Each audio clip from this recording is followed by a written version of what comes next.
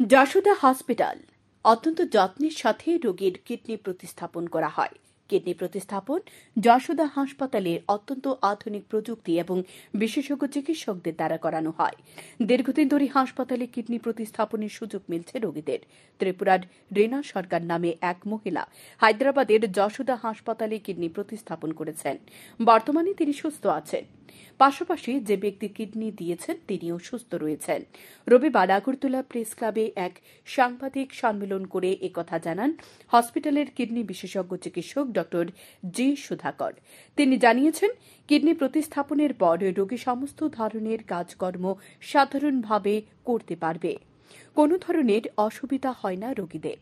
যশোদা হাসপাতালে বিগত দিনে যারা কিডনি প্রতিস্থাপন করেছেন তারা সকলেই বর্তমানে খুশি এবং তারা নিয়মিত চিকিৎসকের পরামর্শ অনুযায়ী চলেন। तो आपके माध्यम से बताना चाहते हैं कि ऑर्गन डोनेशन एक लाइफ को कितना सक्सेसफुली ट्रीट कर सकता है, एक बीमारी को, और एक पेशेंट को अपना लाइफ फिर वापस दे सकता है।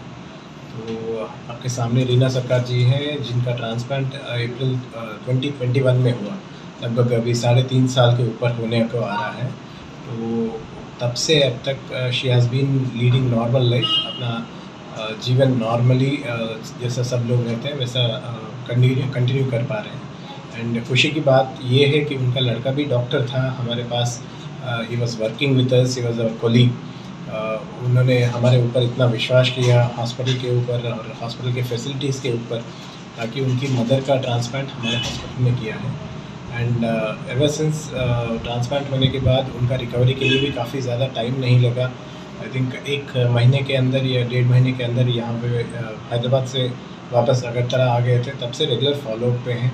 And she doesn't have any major complications as of now, कुछ इन्फेक्शंस नहीं है, सब कुछ नॉर्मल रहा है। And we also want to thank the donor, though we can not reveal his name. We want to thank the donor for giving us the opportunity and for giving her a new lease of life. এদিনের আয়োজিত সাংবাদিক সম্মেলনে এছাড়া উপস্থিত ছিলেন হাসপাতালের অন্যান্যরা। শ্যামবন TV.